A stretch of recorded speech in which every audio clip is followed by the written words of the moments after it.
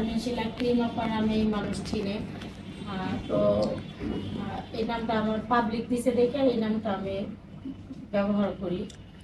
তো আজকে অনেক দিন যাবতই আমি একটু উল্টোপাল্টা ভিডিও বানাইতাম বাচ্চাদেরকে নিয়ে। তো আমি বানাইতাম, আমার এরকম কোনো অবজেকশন বা এরকমের কোনো রিপোর্ট বা আমাকে কেউ আহ, কেউ এটাকে জানায় নাই, এটা জানায় নাই যে এটা ভুল হচ্ছে তোমার, আপনার কিংবা ভুল হচ্ছে, এটা করা আপনার উচিত না, এটা এখন থেকে আর করবেন না, যা আর নাকি আপনি আরো করবেন, এরকমের কোনো রকমের আমি কিছুই পাইনি। কিন্তু গত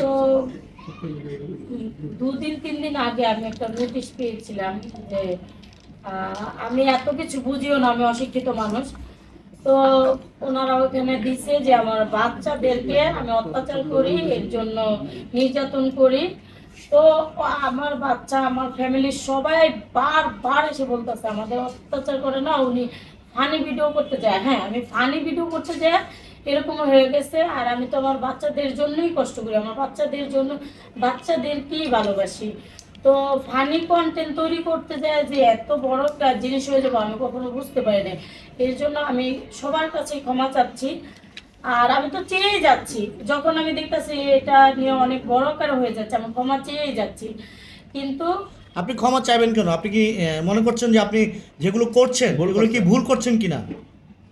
ভুল এখন তো আমি তো সেটা আমি বুঝতেই পারি না। এখন আমাকে ভুল যখন ধরাই দিছে, আমি আর জীবনে করুম না, আমার ভুল হইছে, আমি ক্ষমা তো চাইতেই আছি।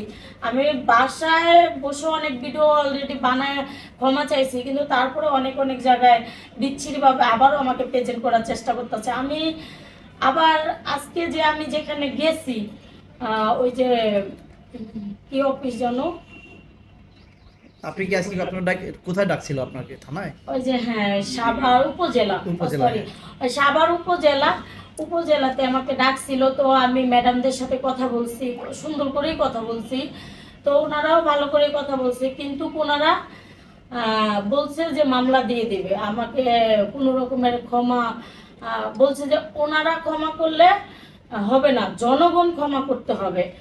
এর জন্য যদি জনগণ ক্ষমা করে দেয়, তাহলে যদি ওনারা ক্ষমা করে দেয়, তাহলে তো এর জন্যই আজকে আমি সাংবাদিক ভাইদেরকে আমি বলছি। ওনারাও আমাকে 2 দিন যাবত ফোন দিচ্ছে, এই জন্য বললাম যে এটাতেই আমি ওনাদের 2টা আর কি কথা ছিল যে মামলা দিবে। তখন আমি আরও বললাম যে ভুল হয়েছে, মাফ করে দেন। আমি ওখানে সাংবাদিক ছিল, আমি কথায় কথায় 2টা কথা বলতাছি, আমি মনে হয় 5বার মাপ চাচ্ছি, 2টা কথা বলি এরকমের, এই টাইপের আমার জীবন। আপনি মাপ চাবেন কেন? আপনি কোনটা ভুল? ভুল থেকে মানুষ শিক্ষা নেয়। ভুল থেকে কি আপনি সংশোধন হয়েছেন? আমরা দেখেছি আপনার সন্তান, যেই সন্তানটা মেয়ে বাবু ঘুমিয়ে আছে, তাকে আপনি ঘুমের মধ্যে ফল খাওয়াচ্ছেন।